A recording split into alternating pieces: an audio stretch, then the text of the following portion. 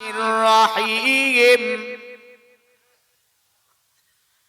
محمد رسول الله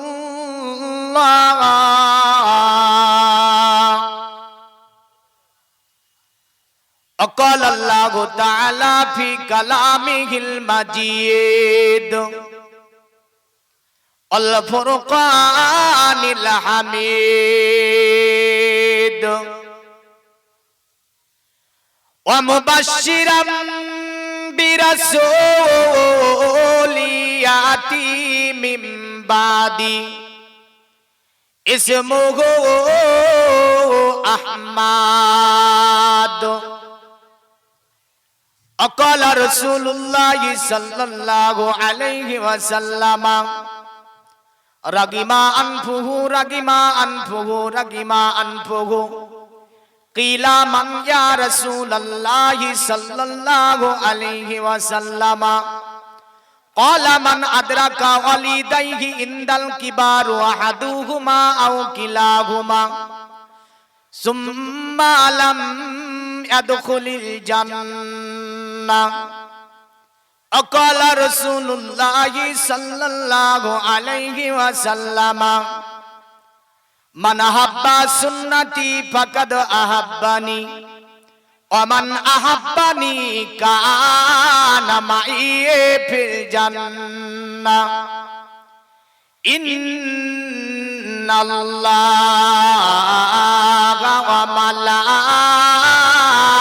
وملائكته يصلون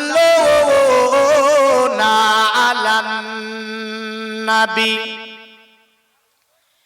يا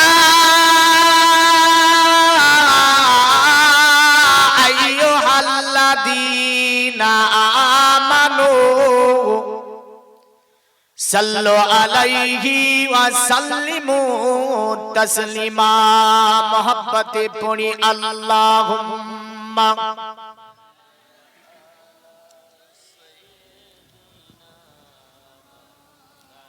وعلى آل سيدنا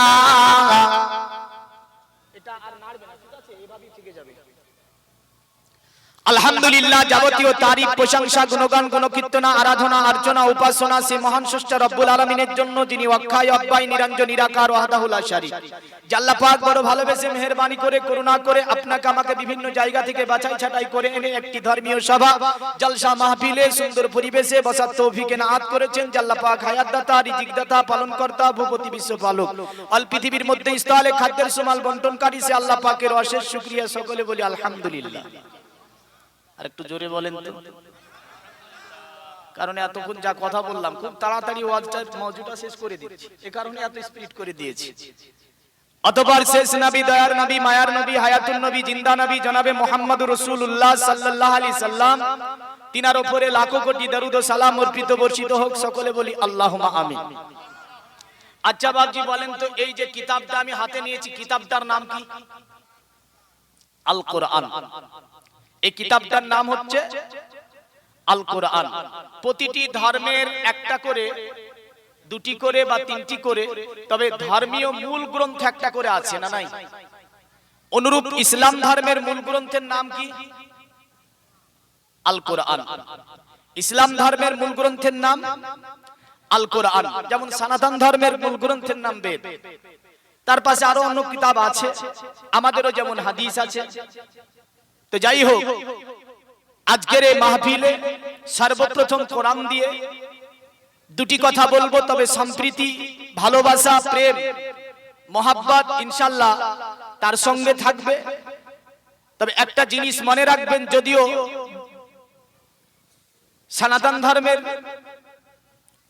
অবতার কলির কলকি পুরাণে আছে, দেবা ধর্মা কিত্রযুগা দেবা লকচ্চ চারা হুষ্ট পুষ্ট সে সন্তুষ্ট কলকর জনি চাভুবা ননা দেবা দিলিঙ্গে সুভুসানে ভূষিতে চুচা ইন্দ্রজালি বুদ্ধতি কল্পকা পূজা কা জনা নসংসা।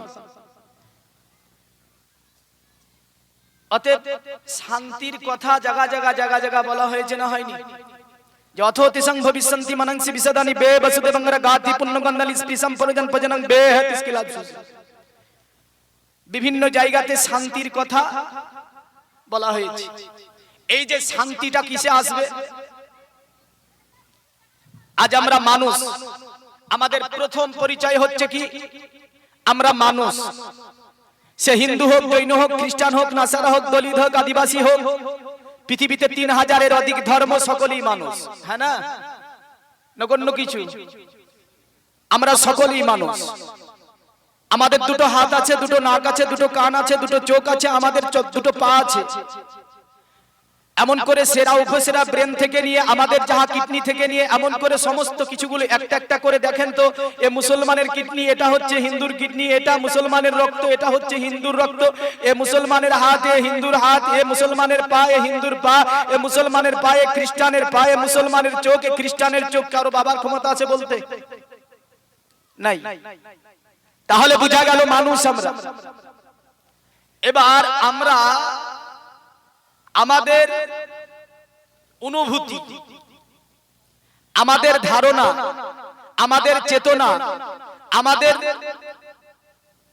চরিত্র, আমাদের ধারণ, আমরা আমাদের মধ্যকার যে আকাঙ্ক্ষা, চাওয়া, এই দিক থেকে কিন্তু মানুষ অনেক রকমের, আছে না নাই? এই দিক থেকে মানুষ অনেক রকমের। এখানে অনেকে বসে আছেন মিঠা খেতে ভালোবাসে, আবার কেউ তিতা খেতে ভালোবাসে। এখানে অনেকে আছে নোংরা করতে ভালোবাসে, আবার কেউ আছে পরিষ্কার করতে ভালোবাসে।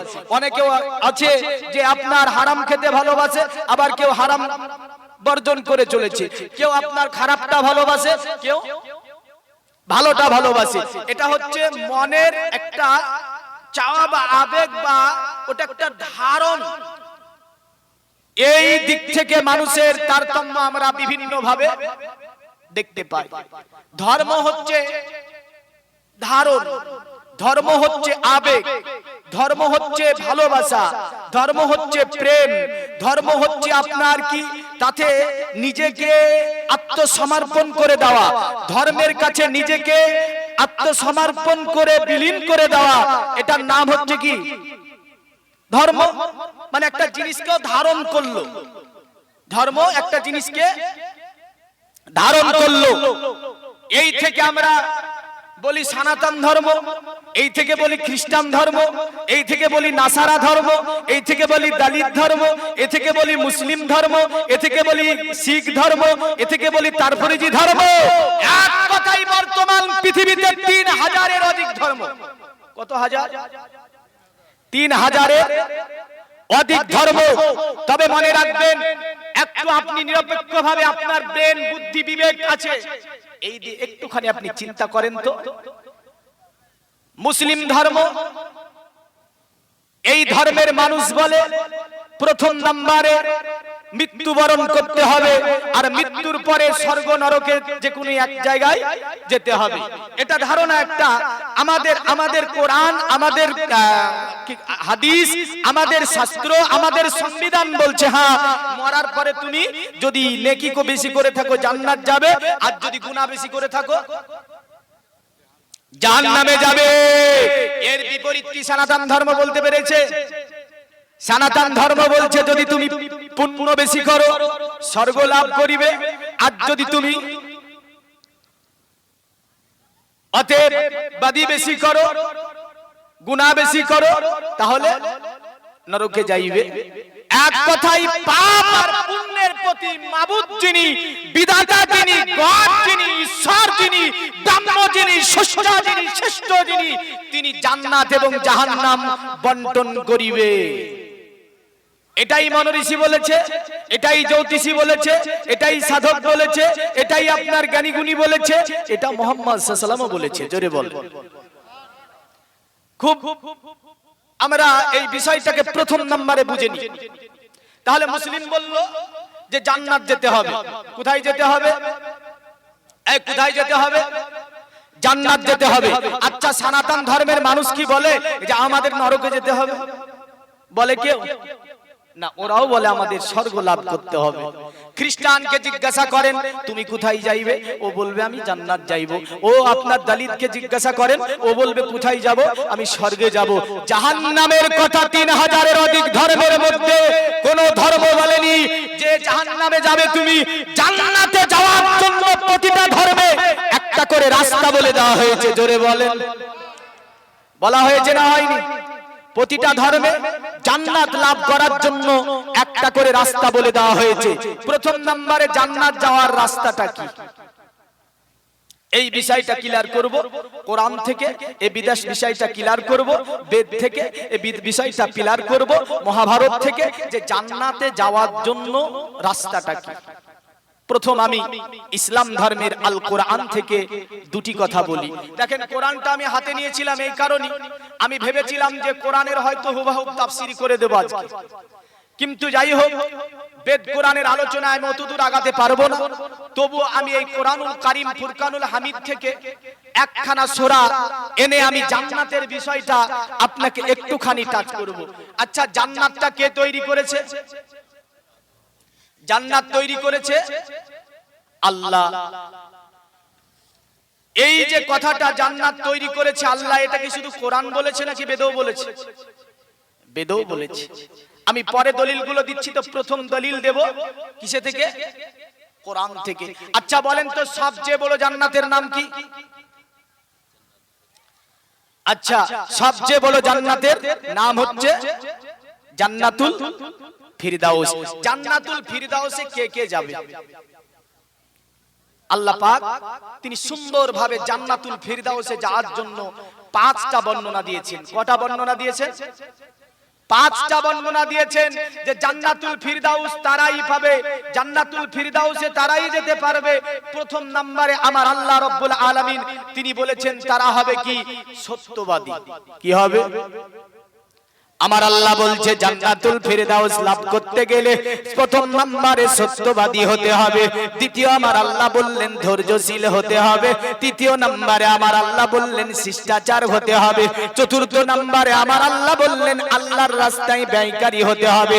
পঞ্চম নম্বরে আমার আল্লাহ বললেন রাতের শেষ অংশে যারা আল্লাহর কাছে ইস্তেগফার চাইবে তারা জান্নাতুল ফিরদাউস লাভ করবে। জোরে বলেন সুবহানাল্লাহ।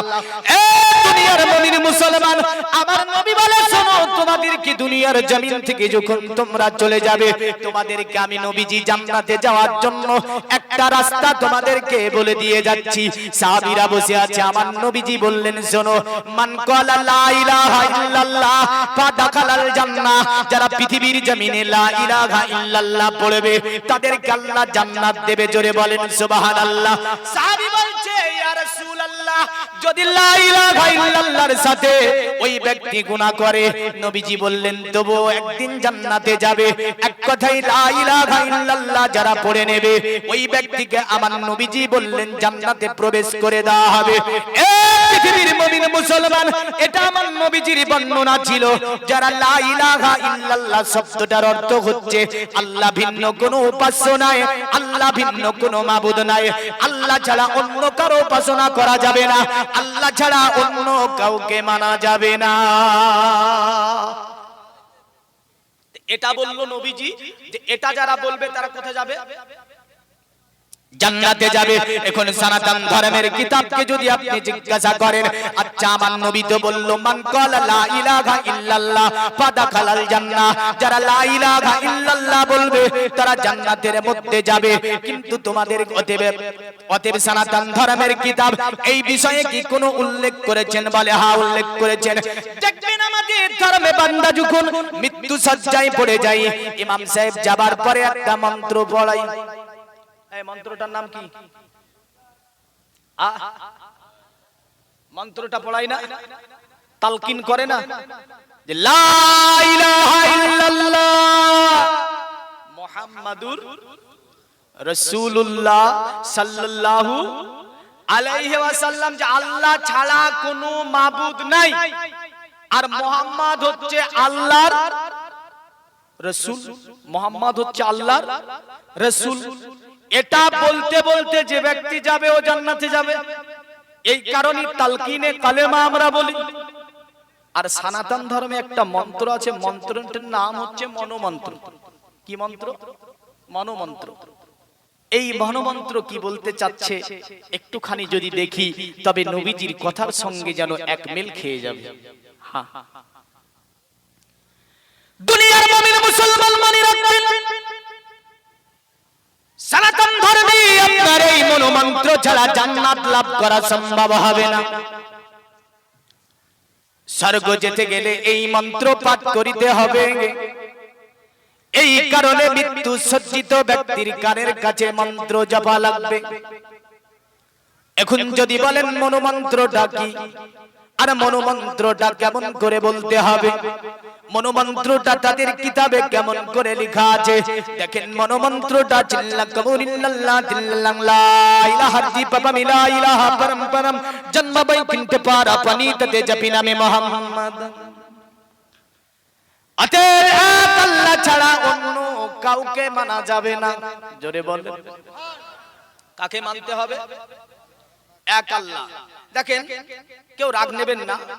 প্রথম নত আজ থেকে 1500 বছর আগে মুহাম্মদ সাল্লাল্লাহু আলাইহি ওয়াসাল্লাম তিনি ফয়সালা দিয়েছেন, তার সঙ্গে অনেক মনোঋষি জ্যোতিষীর রেফারেন্স আমি দেব, যারা এই মুহাম্মদ সাল্লাল্লাহু আলাইহি ওয়াসাল্লামের কথাটাকে মানতে বাধ্য হয়েছিলেন।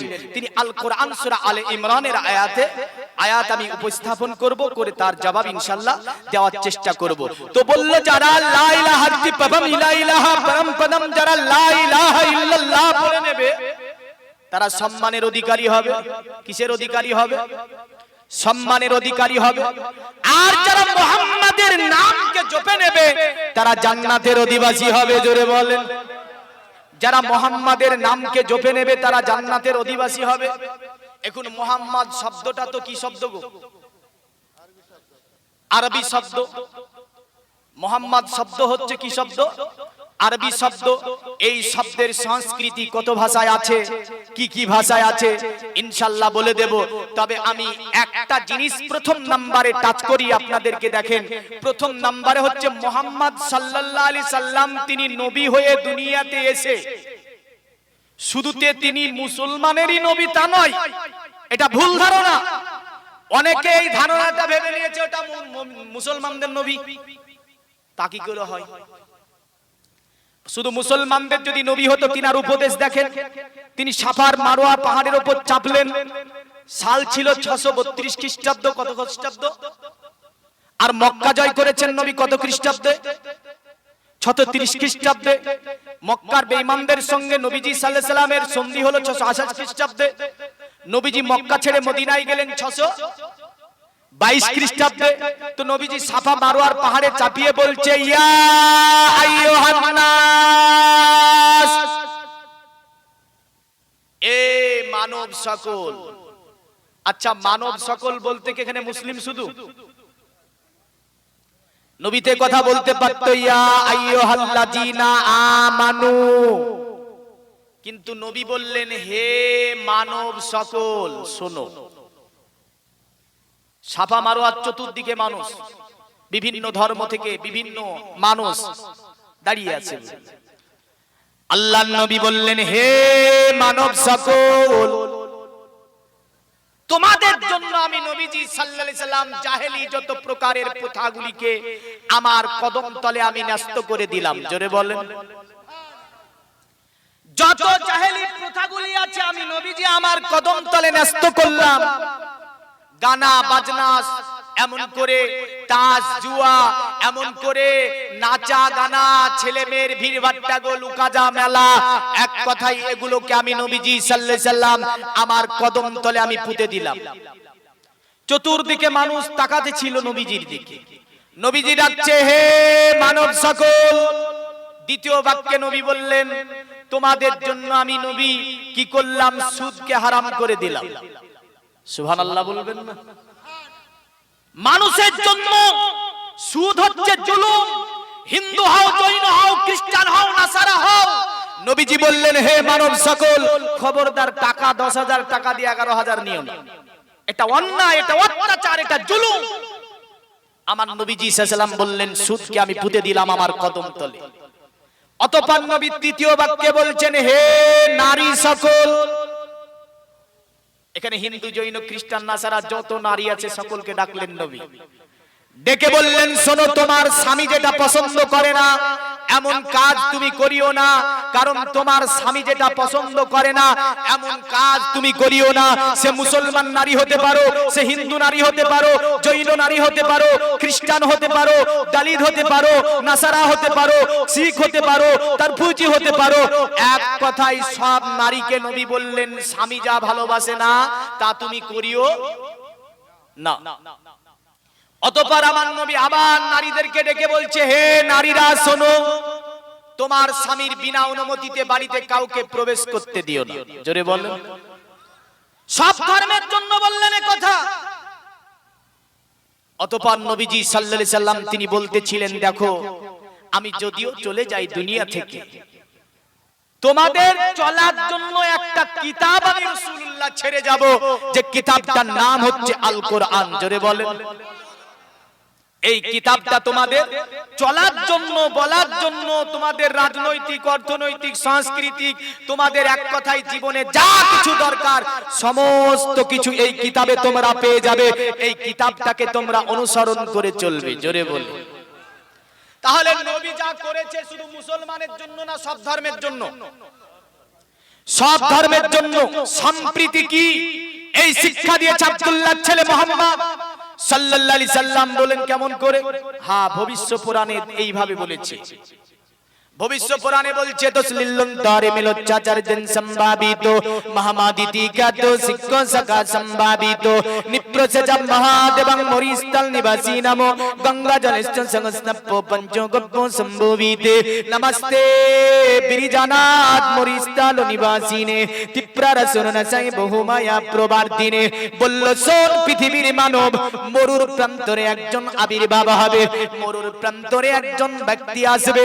ওই ব্যক্তিটার চরিত্র এত সুন্দর হবে, তার চরিত্র দেখে যেন মানুষ দলে দলে দলে দলে যাবার পরে তিনার হাতে হাত দিয়ে তিনার হাতে বায়াত গ্রহণ করে নেবে এবং তিনি দলবল নিয়ে মক্কা শাসন করবে।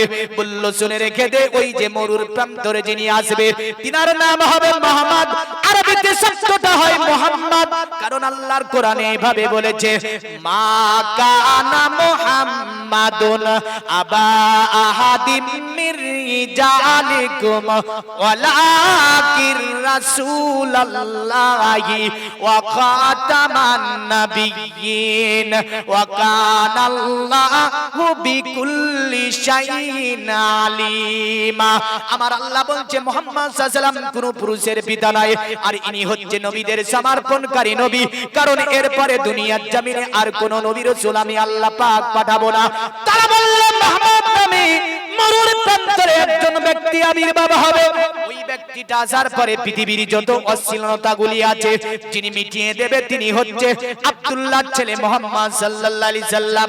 পৃথিবী থেকে যিনি আপনার কুসংস্কারকে যিনি পৃথিবীর জমিন থেকে মিটিয়ে দেবে তিনি হচ্ছে আব্দুল্লাহর ছেলে মুহাম্মদ সাল্লাল্লাহু আলাইহি ওয়াসাল্লাম। পৃথিবীতে ভালোবাসার যিনি শিক্ষা দেবে, প্রেমের যিনি শিক্ষা দেবে, সম্প্রীতির বার্তার শিক্ষা যিনি দেবে তিনার নাম হচ্ছে মুহাম্মদ। তিনি বলতাই তিনি তারা শুধু তাই বলে নাই, শুনে রেখে দে, দুনিয়ার জমিনে যিনি শান্তি কায়েম করবে তিনি হচ্ছে আব্দুল্লাহর ছেলে মুহাম্মদ। তোরা যদি পৃথিবীর জমিনে বাঁচতে চাস, যদি শান্তি পেতে চাস, এক হয়ে আব্দুল্লাহর ছেলে মুহাম্মদকে মেনে নে। জোরে বলেন সুবহানাল্লাহ। বলল, শোন তিব্বতের নামাজতে বিরিজানাত মরুস্থল নিবাসীনে। বলল, আমরা ওই মুহাম্মদকে আমরা কি করছি শতবার জানিয়ে যাচ্ছি, আমরা প্রমাণ জানিয়ে যাচ্ছি। অতএব এ মুহাম্মদ তোমার উপরে মরুস্থলে আগমনকারী ব্যক্তি, তোমার উপরে আমরা প্রণাম জানাচ্ছি। তিপ্রা রাসূলুনা সাই বহুমায়া প্রবার দিনে, দয়া করে ওই যে কঠিন দিনে হাসর যখন হবে মানুষের হিসাব করবে বিধাতা মাবুদ, হিসাব করে স্বর্গ নরক বন্টন করবে। দয়া করে এ মরুস্থলে আগমনকারী ব্যক্তি, দয়া করে তোমার কদমের নিচে আমাদেরকে একটুখানি জায়গা করে দিও। যদি তোমার কদমের নিচে আমরা একটুখানি জায়গা পেয়ে যাই, আমাদের জীবন ধন্য হয়ে যাবে। এই ভবিষ্য পুরাণের বার্তা যে নামাস্তে বিরিজানাত মরিস্থল নিবাসিনে তিপ্রা রাসূলুনা সাই বহু মায়া প্রবার্তিনে। অতএব উনাকে যদি পেয়ে যাওয়া যায়, হাদিসে বুখারীতেও বলেছে সব নবী ফিরিয়ে দেবে, নবী বলবে এসো, নবীকে আপনি পেয়ে গিয়েছেন তো কিয়ামতে আর ভয় নাই। জোরে বলেন। তো কিতাবও বলছে তুই যদি জান্নাত পেতে চাস ওই নবীকে যদি পেয়ে যাস সেই দিন যেই দিন তোর মাথার উপরে সূর্য এসে ঝলমল করে তোকে তাপ দেবে ওই দিনে যদি ওই আব্দুল্লাহর ছেলে মোহাম্মদকে পেয়ে যাস কোনো ভয় থাকবে? তাহলে সম্প্রীতির বার্তা দিয়েছে মুহাম্মদ সাল্লাল্লাহু আলাইহি ওয়াসাল্লাম। এখন যদি বলেন মৌলভী সাহেব কেমন করে, দেখেন আল্লাহর নবী সাল্লাল্লাহু আলাইহি ওয়াসাল্লাম যখন মক্কা মদিনাতে ইসলাম প্রচার করেন, ইসলামের কথাগুলো বলছিলেন, তখন অনেক ধর্মের মানুষ ছিল না? ছিল না? এই ছিল না? কোনদিন দেখেছেন যে মুহাম্মদ সাল্লাল্লাহু আলাইহি ওয়াসাল্লাম কাউকে জোর করে কলেমা পড়িয়েছে? না। একজন ব্যক্তি মুহাম্মদ সাল্লাল্লাহু আলাইহি ওয়াসাল্লাম সাহাবীদেরকে নিয়ে বসে আছে, আর একজন ব্যক্তি বুঝলেন মসজিদের মধ্যে দাঁড়িয়ে দাঁড়িয়ে পেশাব করতে লাগলো। আচ্ছা বলেন মসজিদে পেশাব করা ভালো না খারাপ? তো মুহাম্মদ সাল্লাল্লাহু আলাইহি ওয়াসাল্লামের সম্মুখে অনেকজন সাহাবী বসে আছে, আচ্ছা আমাদের মসজিদে কেউ যদি দাঁড়িয়ে পেশাব করে আমরা কি মেনে নেব গো? আমরা তো মানবো না। কিন্তু উনি হচ্ছে ধর্মের নেতা, ধর্মের গুরু, আর তার সম্মুখে মসজিদে দাঁড়িয়ে পেশাব, একদম ভিতরের মধ্যে গিয়ে সাহাবীরা তলোয়ার নিয়ে বলছে মেরে দেব। নবী বলছে বসে যাও, বসো, পেশাব করতে দাও। সুবহানাল্লাহ। রাহমাত আল্লাহ বলছো আমার সাল্লাকা ইল্লা রাহমাতাল লিল আলামিন। হিন্দু, জৈন, খ্রিস্টান, নাসারা, দালি দাদিবাসী আমার সৃষ্টির জন্য আপনাকে রহমত করেছি। জোরে বলেন সুবহানাল্লাহ। শুধু মুসলমানের জন্য রহমত করিনি আমি আল্লাহ, সব সৃষ্টির জন্য মুহাম্মদ আপনাকে আমি আল্লাহ রহমত করেছি। এটা আল কোরআন বলছে, হ্যাঁ আমাদের কিতাবই বলছে যে সব জাতির জন্য, সৃষ্টির জন্য হে মুহাম্মদ সাল্লাল্লাহু আলাইহি ওয়াসাল্লাম আপনাকে আমি আল্লাহ রহমত করেছি। তো ওই ব্যক্তিটা পেশাব পিচ্ছে, নবীজি বললেন বসো, সাহাবীদেরকে, সাহাবীরা বসে গেল। আল্লাহর নবী সাল্লাল্লাহু আলাইহি ওয়াসাল্লাম পেশাব করা হয়ে গেল। একটা ইহুদি ধর্মের ব্যক্তি ছিল সে। আল্লাহর নবী বলল যুবক শোনো। ওই যুবকটা নবীর দিকে তাকিয়ে দেখলো নবীর মুখে কোনো রাগ নাই। জোরে বলেন। নবী কথা বলে মুচকি হেসে, ও তাজ্জব হয়ে যায়, বলে সাহাবীরা তলোয়ার নিয়ে মারতে যায় আমারে, আর এই রাহমাতাল লিল আলামিন নবী আমার দিকে তাকাই তো মুচকি হেসে দাঁড়িয়ে গেল। বলে তুমি কোন ধর্মের মানুষ? বলে ইয়া রাসূলুল্লাহ আমি হচ্ছি ইহুদি ধর্মের মানুষ। নবীজি বললেন আচ্ছা তোমাদের তো ধর্মীয় কোন অতএবগার আছে? বলল হ্যাঁ গির্জা। আমার নবী বলল আচ্ছা গির্জার মধ্যে কি দাঁড়িয়ে এমন করে পেশাব করা হয়? ওই ব্যক্তিটা উত্তর দিতে পারল না। আমার নবী বলল শোনো, এটা হচ্ছে